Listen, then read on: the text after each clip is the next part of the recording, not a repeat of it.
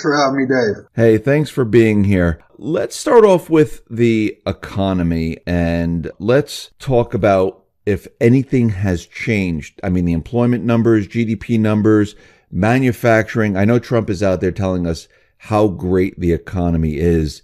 I mean, has it really improved? I mean, has anything changed since he became president? The biggest change is we have a lower dollar and higher interest rates. And the higher interest rates is extremely important because the world runs on credit. And higher rates, you can already see them starting to bite. Look at real estate all over the world. So if this is the case, why do you think Trump is out there pushing the idea that the economy is raging on here and it's fantastic? I have said many times over the last at least 6 months that I'm shocked that he's taken ownership to the stock market. I mean, he himself is calling it the Trump rally. And I think that's a big mistake. Obviously, he wants to push success of the economy as his success.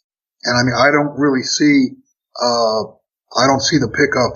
I don't see the pickup in the economy. If you just look at the trade numbers, we just had the biggest trade deficit month ever. And much of what is being purchased, I just posted this on our site, 99% of purchases last year were made on credit.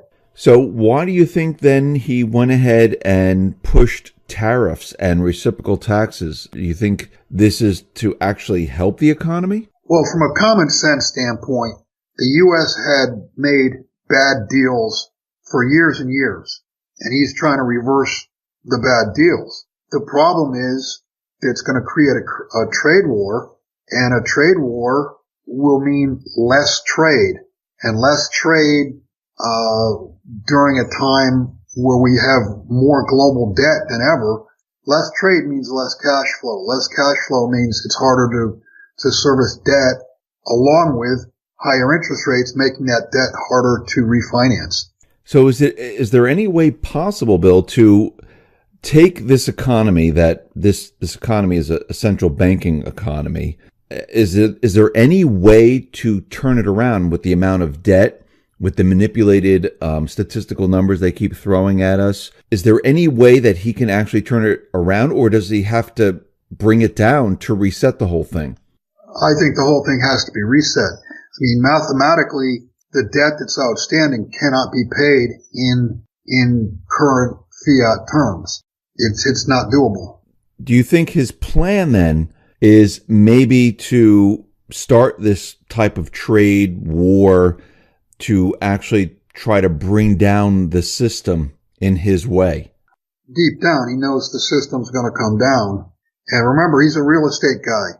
So hyperinflation, with owning real estate with debt against it, hyperinflation is not necessarily a bad thing until the debt, if it got so bad, until the debt got rewritten into previous terms like they did back in Weimar Germany. They rewrote all the debt back to terms of gold. So I think he knows it's coming down. Now, whether it's done on purpose or there's a false flag or something, they do need something to point at and say, well, our policy would have worked except for this, whatever this happens to turn out to be. Now, while this is going on, we have Rand Paul, and he's looking to add this attachment, which is audit the Fed, to a banking bill. And Trump said, in not so many words, that he would actually sign this. Actually, he has Andrew Jackson hanging on his wall in the White House. And Andrew Jackson is known of getting rid of the central banking system. Do you think this might be part of the plan to try to get this audit the bill finally passed to go after the Rothschild central banking system? I'm highly skeptical that it'll get done, but I would jump up and down if it does.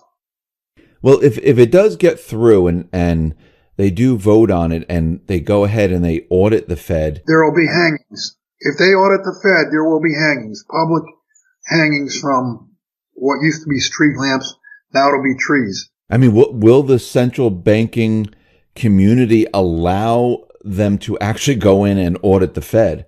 I mean, think about what they'll find. Right. That's what I'm saying. I can't. I know you said they'll be hanging, but what do you think they'll do to stop them from auditing the Fed? Take the whole system down. I mean, who knows? Look at what happened back in, what was it, 2010, I want to say, when there was not a full audit the Fed, but there was some audit powers, and they discovered that $16 trillion was lent all over the world, more than half to foreign banks in late 2008, 2009. I mean, they will find things like that. They'll find out just how dirty everything really is.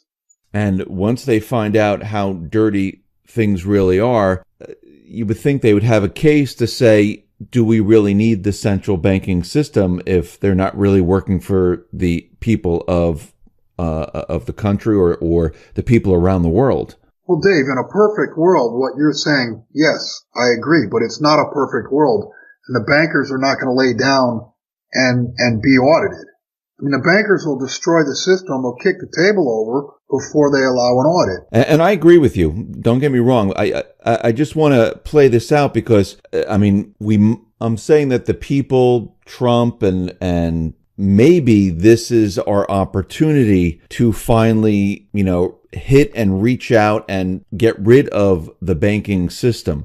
I mean, because right now, think about it. We had Cohen resign. We had the CEO of Goldman Sachs decided to leave. I mean, we're starting to see a lot of individuals being removed or resigning themselves. I mean, Tillerson is out right now. And I'm starting to see that maybe at this point, individuals are getting nervous. They're saying, okay, I'm out. Because I see what's happening, the writing's on the wall. And maybe we're going down this path where more and more individuals are going to be saying, I don't want to be, standing here when everything starts to fall apart on on the deep state, on the central banking system and everything else. Well, Dave, the only way that's going to happen is if there have been resignations, but there's really not been any perp walks.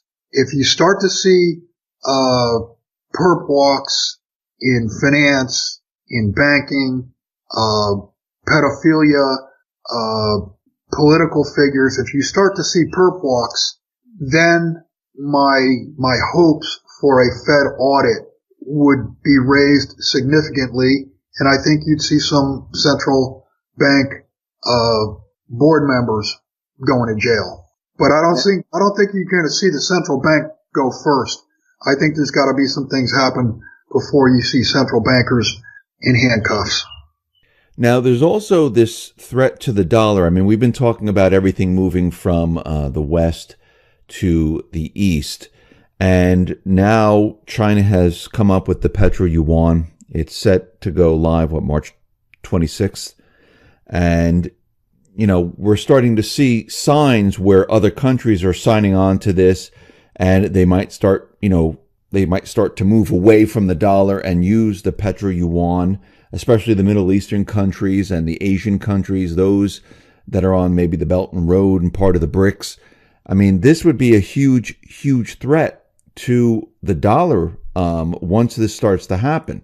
Well, it is a huge threat to the dollar. I wrote an article yesterday for subscribers, and I think when you release this, I think I'll probably make the article public because it is important. Just go back the last 3 or 4 years and think what China and Russia have done. I mean, they've set up trade deals all over the world. They've set up treaties all over the world. They have credit facilities set up. They have clearing facilities set up. In other words, they don't need credit from the West. They don't need the SWIFT system anymore. They don't need the dollar. And I think the timing is very, very curious. Actually, I don't think it's curious. I think it's not a coincidence at all. Just go back 2 weeks ago, Vladimir Putin made the statement that Russia has hypersonic weapons that can reach anywhere in the world and can't be stopped. And then again on Saturday, China announced the same thing. And we also saw what our press has described as a UFO, and I highly doubt it was a UFO that was tracked at hypersonic speed. I think it's one of what Russia and China say they have. Put that together with the fact that China is in the process of usurping the dollar. What's the only thing that has held the dollar up for the last, at least since 9/11? The only thing that's held the dollar up has been the U.S. military. And if it turns out that the U.S. military is technologically behind the curve, then there's no fear anywhere in the world of not using dollars. And that's what it's been for the last,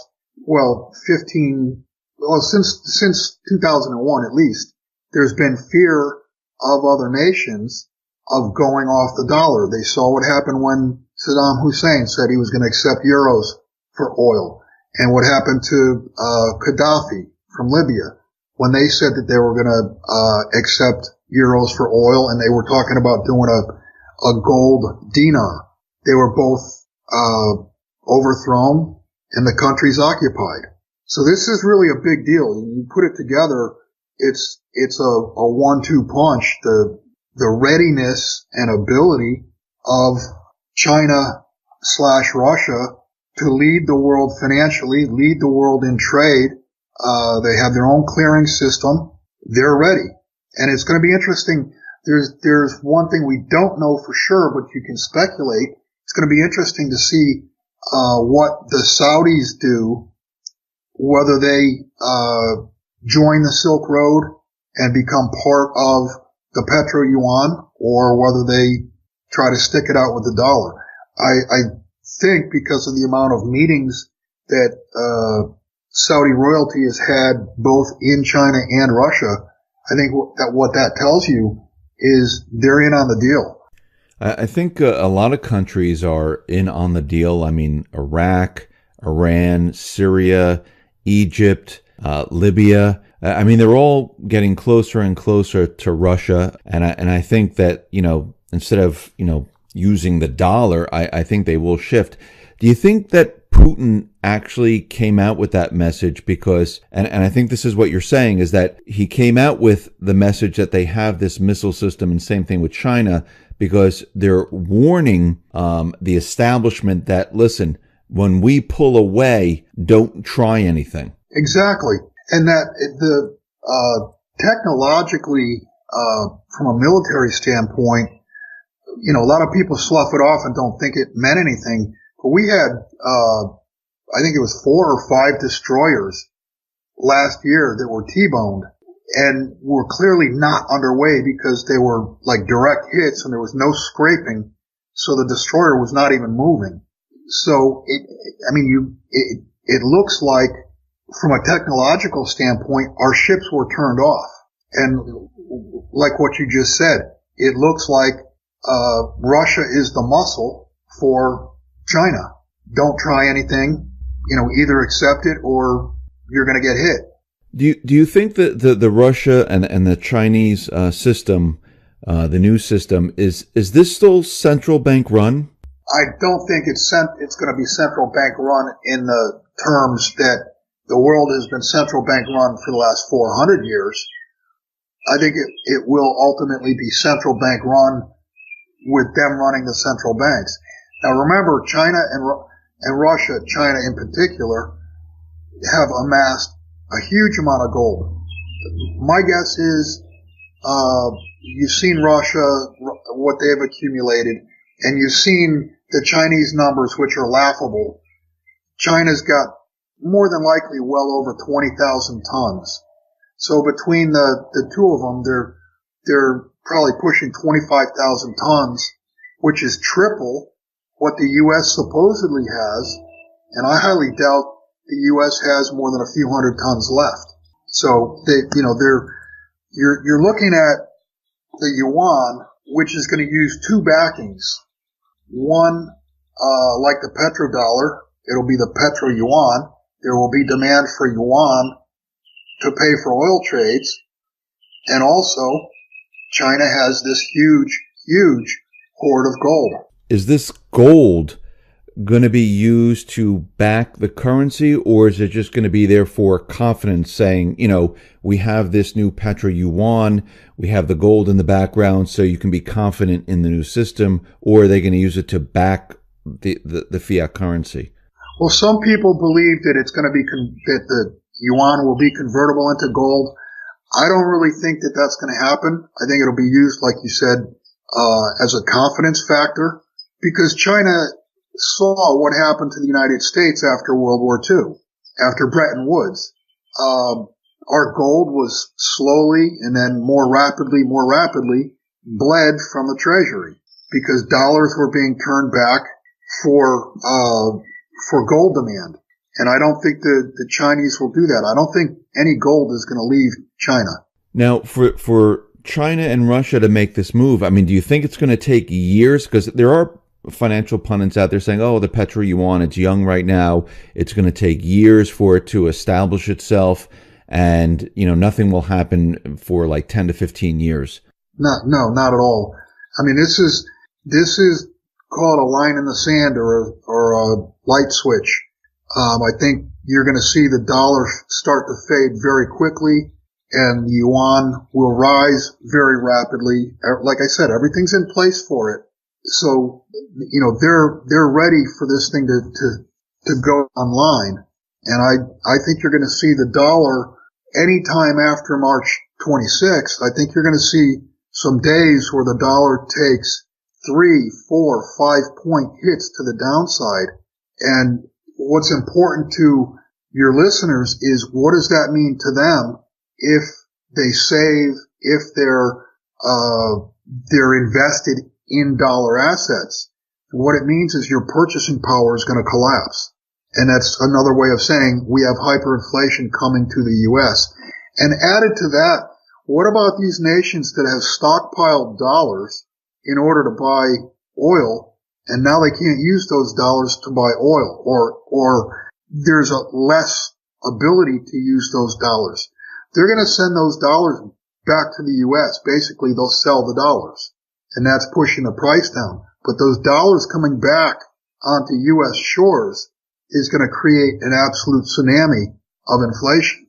And you're not just talking about, like inflation like 3-6%. You're talking... No, I'm talking, 25%, 50%.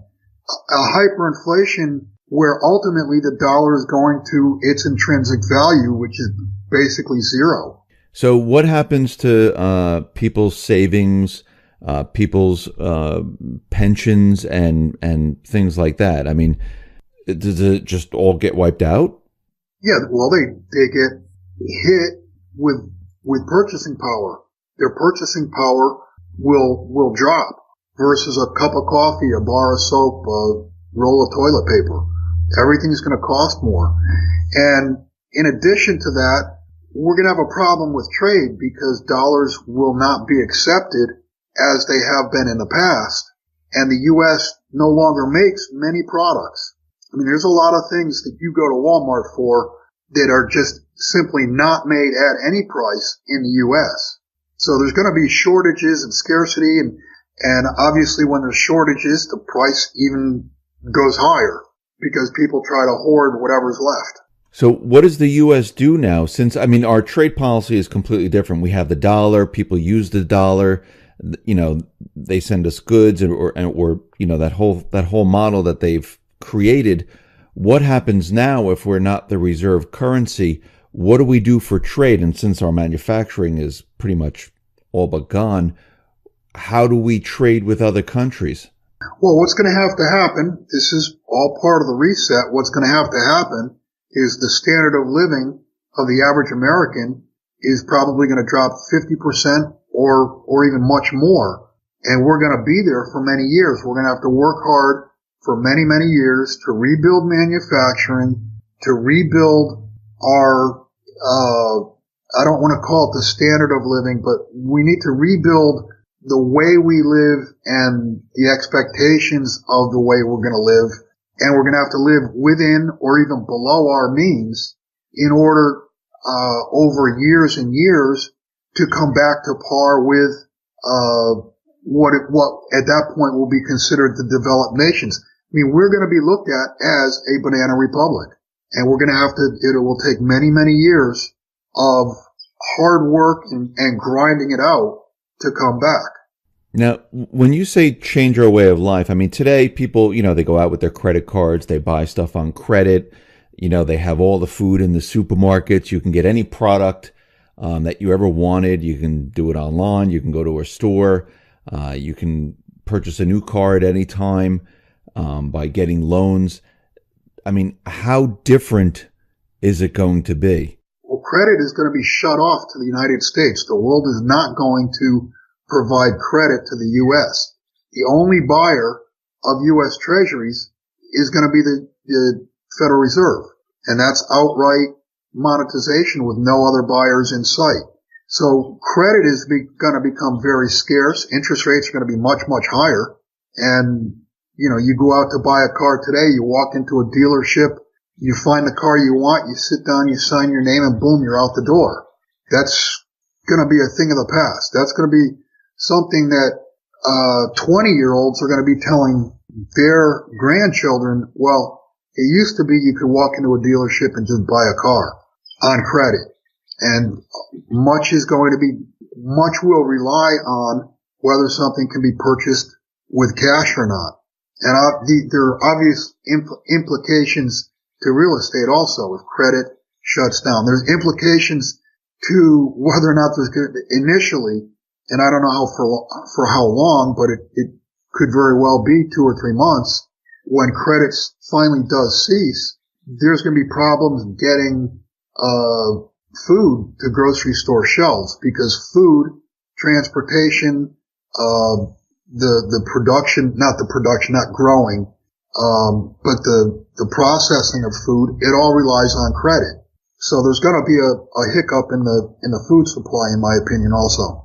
Yeah, I mean, pretty much almost everyone today lives their lives on credit. I mean, we have the credit card usage today I think it's at its highest point ever that we've ever been at. I mean, this is going to be a huge adjustment for everyone, especially those people who aren't, making as much money as they would like, and they have to depend on credit cards. It's going to be very rough. It's going to be, it will feel like a disaster to the masses. What's very interesting is that while we're, talking about this and how the country is going to change, Amazon and Costco, they're selling emergency kits that can feed a family for a year. Do you think they're foreshadowing what's about to happen here? I'm not so sure that they're bright enough to look forward and be benefactors saying, you might want to buy this. I think there's outright demand for it. There's enough demand amongst the population of people who see something's wrong, even if they don't know what it is. There's enough demand out there for these big box companies to put that on their shelves.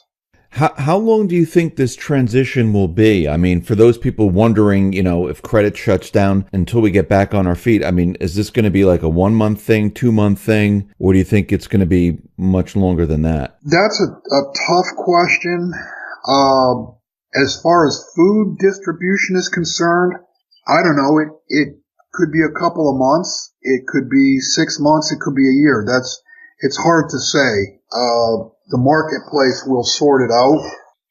What is more clear, though, is the total standard of living for Americans, for Westerners, is going to change drastically, and it's going to change for the rest of anyone who's listening to this. Unless you're a 6-year-old or something, anybody 25 years old or older, the standard of living in the West, in the U.S., is going to be lower than it is for the rest of your lives. So everything is about to change. It's the way that we've known to live in this country, especially those people who live through this country and those people, like you said, who are 25 years or 30 years old. It's going to be a shock to most of the people of this country. Well, it's going to be a shock to 100% of the people in the country. I mean, you could be a billionaire and still have your capital in gold and silver and still have the same or higher purchasing power. The problem is the services are not going to be out there for you to purchase. In other words, it's nice to go out and sit down and have a nice meal at a high-end restaurant. But there's not going to be that many high-end restaurants still around, if any, for quite a while. So everybody's lifestyle is going to change. I would say the only people's lifestyles who won't change are people who are 100% off the grid right now and live off the land. Their lifestyle will not change.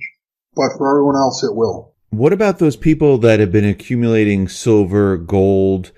Because if the whole system is, moved over to China and they have gold and Russia has gold, and they're using that as a confidence builder, won't the price of gold be readjusted to their system? Well, China has every reason, when this takes effect, has every reason to mark the price of gold higher.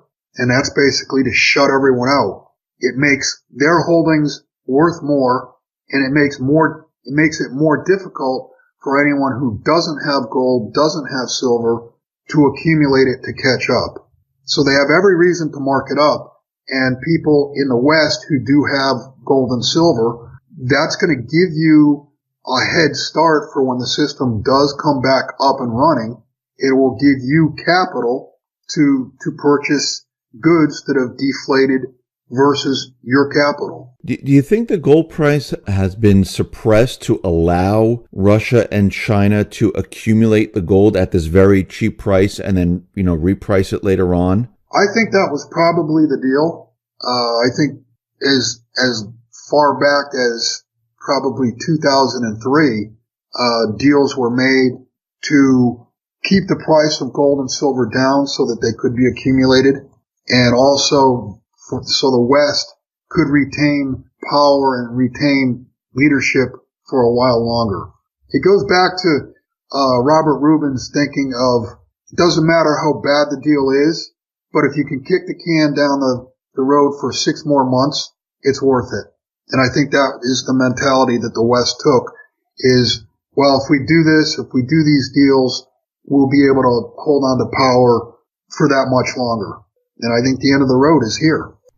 And how much longer do you think it will be until, I don't know, you don't have an exact date, but is it getting very close, you think, that where the system is going to be moved over from the announcement of these hypersonic weapons and the announcement that Putin made and everything that we're seeing? Do you think we're very close? Well, Dave, it's already started. Look at the dollar. The dollar's down, 12, 13, 14% from where it was a year ago. Look at interest rates. Interest rates are going higher. Look at, the stock market has broken. The trend has broken. Just look at long-term trend lines that go back to 1982, and you'll see look at interest rates all around the world. That trend line all the way back to 1982 is now broken. Look at LIBOR. It's showing a clear, tightness in credit. So to answer your question, I think you've been witnessing it. The shift has already started.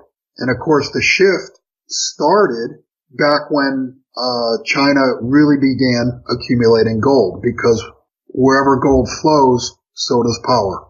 Yeah, what I'm talking about is like the main shift. Like in 1971, when we were coming off the gold standard and moving on to the petrodollar, you did notice a change. You noticed that, there was gas lines. You couldn't get fuel. Unemployment was, very, very high. Interest rates were very high. They started to create a lot of currency at once because we were coming off of the gold standard system, moving on to the petrodollar system. And you can definitely, back then you saw a change. You saw something definitely was happening. Of course, the corporate media was out there saying we had, oil shortages and things like that. But are we going to see that same type of change happening, like live, where people are like, oh, wow, I can't get oil, I can't get gas, I can't get food? We're actually going to see that. Well, yeah, that's an easy one. When this shift happens, the dollar is going to be less accepted by oil exporters, And yeah, there's the story that we're going to be oil self-sufficient. I can't see, I mean, if you look at the way shale works, you get the tremendous amount of recovery early on and then production collapses. But from the standpoint of being able to import oil, dollars are going to be less accepted, and we're not going to have a supreme military to the rest of the world where countries are afraid not to ship oil to us. Understand that the U.S., as of right now, has the lowest cost of gasoline anywhere in the world. And that's because the U.S. military. And if the U.S. military is no longer supreme, we're no longer going to have the cheapest gas prices in the world. Go anywhere in the world and look at look at gas prices. You're looking at $6, $7, $9 a gallon. And you got people fretting here, oh my gosh, oil or gasoline's going to go to $3 a gallon. What you're saying is that, like, the fuel prices, they're going to go up with everything else. It's going to go up with food. We're going to see, $9, $10, maybe $11 worth of, everything is going to go up. The cost of everything is going to go up. You're getting specific with oil and gas. The cost of anything and everything you can possibly purchase is going to be more because the value of your dollars will be less, and there will be far less demand for dollars. What you're talking about, I just want everyone to understand that this 2008 compared to what's going to happen is going to be like night and day. Yeah, it'll be a ham sandwich. 2008 was a warm up for what's coming. What's coming is going to be 2008 to the downside on steroids in virtually everything. You're talking about the collapse of a credit-based system, and emphasis on the word system. This is the end of a system. It's a systemic